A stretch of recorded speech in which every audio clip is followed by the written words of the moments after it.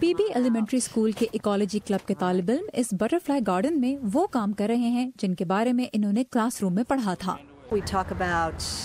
ہم نے ایک جاندار کی بقا کے لیے ایک خاص قسم کے پودے کی ضرورت پر بات کی، ایک پودا جو تتلیوں کو بہت متاثر کرتا ہے۔ یہاں وہ مشاہدہ کر سکتے ہیں اور کچھ دریافت کر سکتے ہیں۔ ہم نے کئی قسم کی تتلیاں اور سنڈیاں دیکھی ہیں۔ یہ بہت جلدی ایک جاندار میں تبدیل ہوگا۔ میں اسے دیکھ کر بہت حیران ہوں کہ بہت جلد یہ لاروا ایک خوبصورت تتلی میں بدل جائے گا۔ ہم نے پیدائش کے مراحل کی بات، ہمیں انڈے دکھائی دے رہے ہیں۔ اب ہمارے پاس ایک لاروا ہے، ہمارے پاس ایک پیوپا ہے، ہمارے پاس مونارک نسل کی تتلی کی پیدائش کی ایک ویڈیو بھی ہے۔ جب مونارک تتلی اس باغ میں آتی ہے تو طالب علموں کو اپنے صبر کا پھل ملتا ہے۔ یہ تتلی اس مخصوص پودے پر انڈے دیتی ہے۔ یہ پودے کیمیکلز کے استعمال اور موسموں میں تبدیلیوں کے باعث ختم ہوتے جا رہے ہیں۔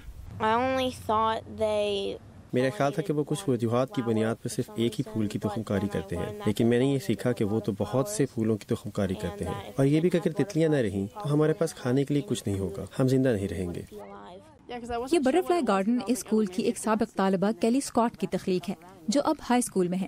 کیلی نے اسے اپنے گرل اسکاؤٹ کلب کے لیے ایک پروجیکٹ کے طور پر شروع کیا۔ ہمارے گھر میں تتلیوں کے لیے ایک گھنی جھاڑی تھی، لیکن ہمیں کسی وجہ سے اسے کاٹنا پڑا۔ میں اسے بہت یاد کرتی تھی۔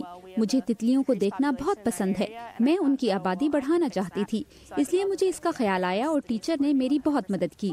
انہوں نے نہ صرف اپنے پرانے اسکول کو یہ باغ دیا بلکہ دوسرے طالب علموں کے لیے ایک رول ماڈل بھی بن گئی ہیں۔ ہم چاہتے ہیں کہ بچے ان باغات کی نہ صرف ملکیت قبول کریں بلکہ کیلی اسکاٹ کی طرح واپس بھی آئیں اور بٹرفلائی گارڈن بنائیں۔ اساتذہ کو امید ہے کہ تتلیوں کو بچانے کی اس کوشش سے بچوں میں ماحول کے لیے صرف آج نہیں ہمیشہ کے لیے محبت پیدا ہوگی۔ فائزہ المصری کی رپورٹ کے ساتھ سارا زمان، اردو VOA۔